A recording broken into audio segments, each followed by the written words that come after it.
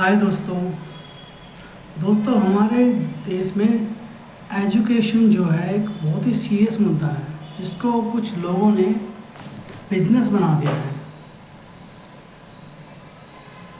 और समझ नहीं आता कि वो लोग इसमें क्यों कुछ काम नहीं करते। ज़रा एक बात सोचिए कि इस देश में प्राइवेट स्कूल हैं क्यों, जब सरकार सरकारी है, अधिकारी सरकारी हैं, आर्मी सरकारी है, हॉस्पिटल सरकारी हैं, तो प्राइवेट है क्यों। अब कुछ लोग कहेंगे कि प्राइवेट स्कूल में एजुकेशन नहीं होती, टीचर पढ़ाते नहीं हैं।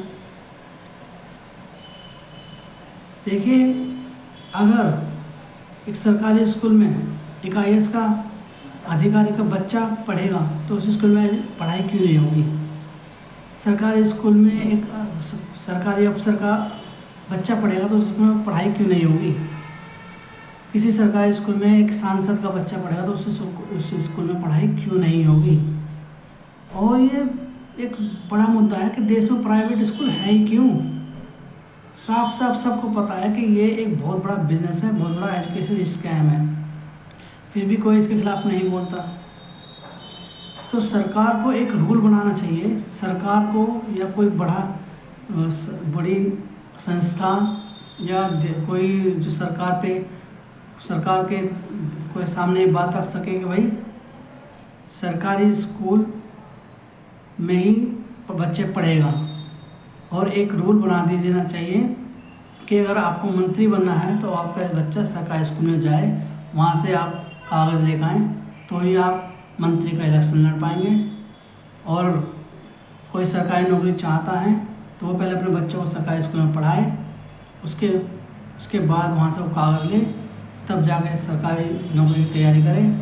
और अगर कोई सरकारी अधिकारी है और वो अपने बच्चों को प्राइवेट में पढ़ाता है तो उसके खिलाफ एक्शन होना चाहिए, उसकी नौकरी जानी चाहिए। क्योंकि हमारे देश में 10% लोग ही पैसे वाले हैं, 90% लोग अपने घर की रोजी रोटी कमाने में व्यस्त हैं।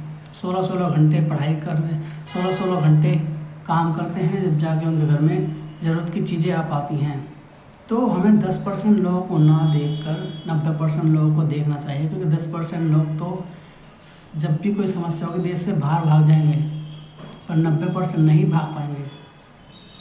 तो हमें सरकारी स्कूलों को ही बढ़ावा देना चाहिए।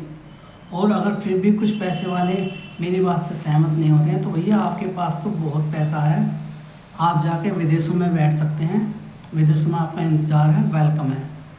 तो सरकार से अपील है कि इस मुद्दे पे काम करें।